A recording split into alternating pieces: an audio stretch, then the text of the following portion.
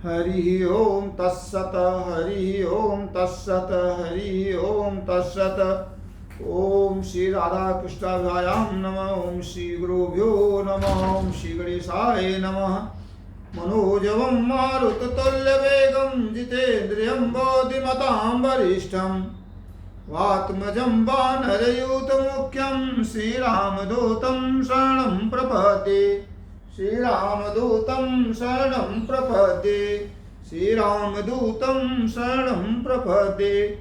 प्रणवो पवन कुमार खलवन पावक ज्ञान घन जासु हृदय आगार बसई राम सर छाप धर।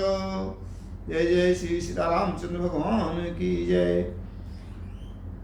प्रांगण में उपस्थित सभी श्रीमद् भागवत कथा के रसिक श्रोतागण,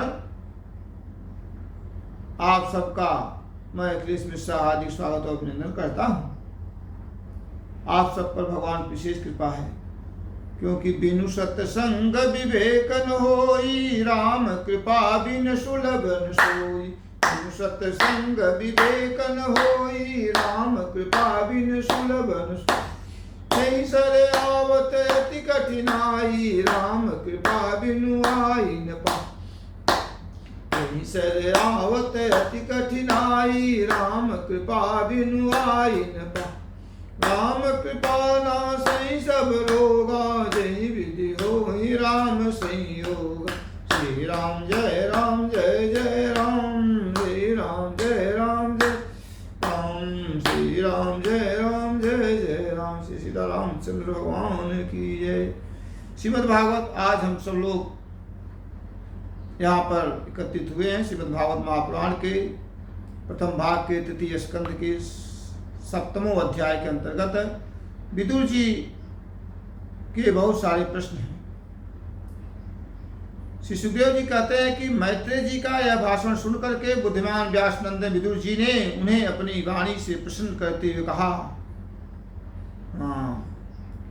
एवं ब्रुवाणं मैत्रेयं द्वैपायन सुतो बुधः प्रणयन्निवः भारत्या विदुरः प्रत्यभाषतः।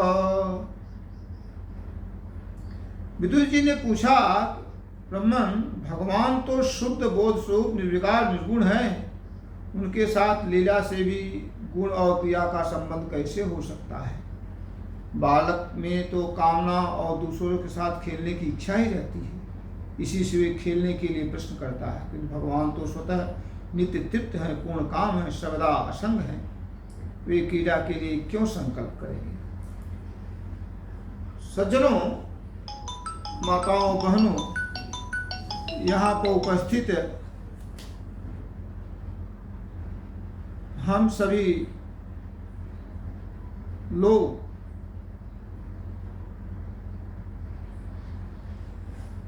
विदुर जी के प्रश्न बड़े ही सुनने योग्य हैं। होता भी है जब दो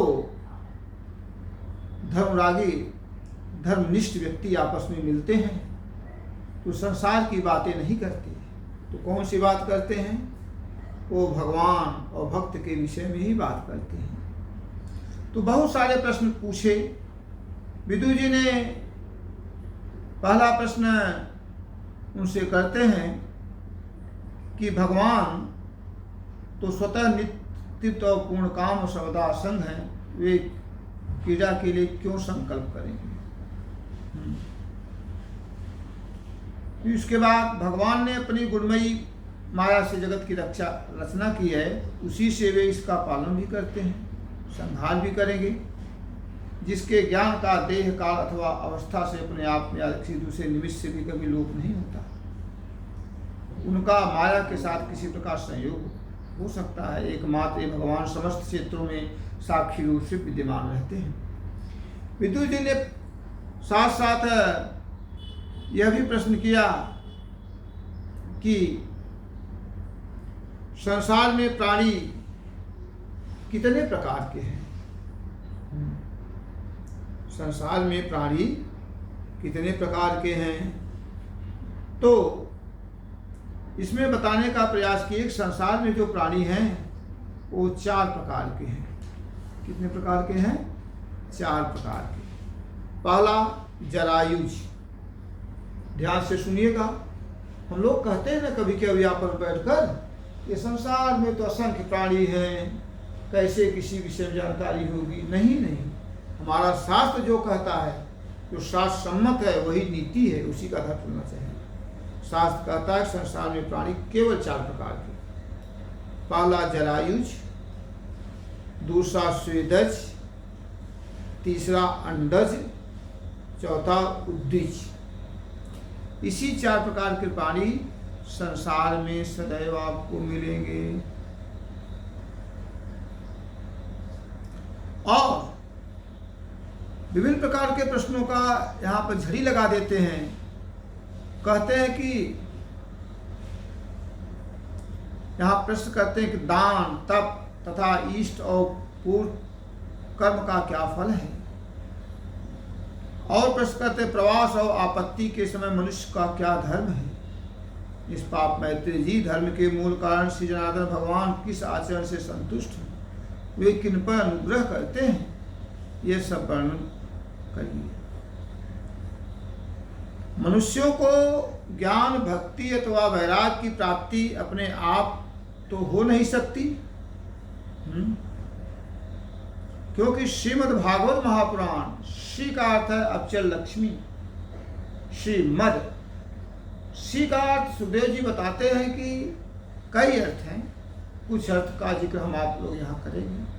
पहला श्री का अर्थ है कि अबचल लक्ष्मी। लक्ष्मी भी 2 प्रकार की होती है, चल और अबचल। जो धर्म से होकर लक्ष्मी आती है वो अबचल रहती हैं, जो धर्म से विमुख होकर आती हैं वे आती चली जाती हैं। कैसे चली जाती हैं? श्री रामचरितमानस में भी इसका जिक्र आया है। जो भगवान के विमुख होकर के धन आएगा वो कैसे चला जाता है? भगवान के विमुख आने वाला जो धन है कि राम विमुख संपत्ति प्रभुताई, रामचरितमानस में है कि राम विमुख संपत्ति प्रभुताई, और जाई रही पाई बिनु पाई। भगवान के विमुख होकर संपत्ति आ भी गई अनेकों प्रकार से, कैसे जाएगी? पाई बिनु पाई, धान की पहिया की तरह उड़ जाएगी। इसलिए श्री का अर्थ यहाँ बताया गया, श्रीमद् भागवत महापुराण। श्री में अबचल लक्ष्मी, श्री का अर्थ अविचल ज्ञान। हम लोग जो कॉलेजों में, विद्यालयों में इंजीनियरिंग डॉक्टरी पढ़ाया जाता है, वो सब उदर पूर्ति ज्ञान है। यहाँ जो ज्ञान है यह अविचल और शुद्ध ज्ञान है। श्री का अर्थ अविचल ज्ञान हुआ। श्री का अर्थ है कि पहला बताया मैंने आपको अविचल लक्ष्मी, दूसरा अविचल ज्ञान, तीसरा श्री का था अविचल प्रेम।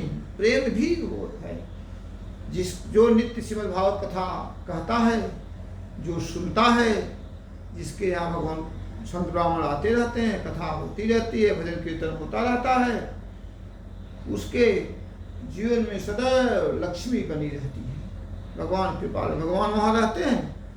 भगवान कहते हैं कि जहाँ पर मेरी कथा होती है, जहाँ मेरा भजन कीर्तन होता है, वहाँ पर मैं अपने समस्त पार्षदों के साथ उपस्थित रहता हूँ।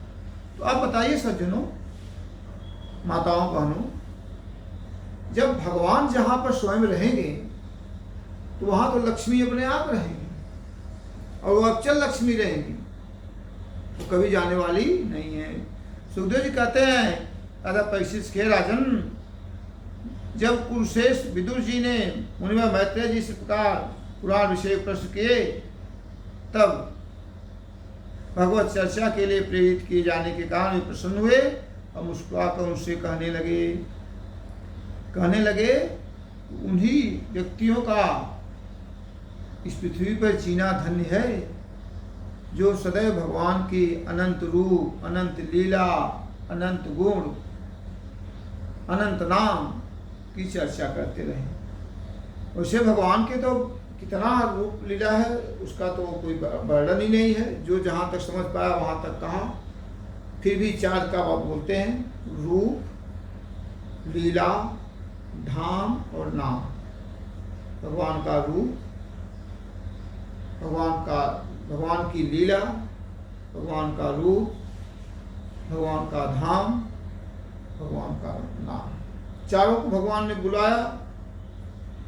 अपने लीला का जा करके हमारी लीला करके दिखाओ, तो आप लोग नहीं कर पाएंगे। धाम भी नहीं कर पाएंगे, रूप धाम लीला भी नहीं कर पाया, तो नाम जो है अपना महत्व बताया। इसलिए कलयुग में भगवान के नाम का विशेष महत्व है। राधे राधे, जय श्री राधे।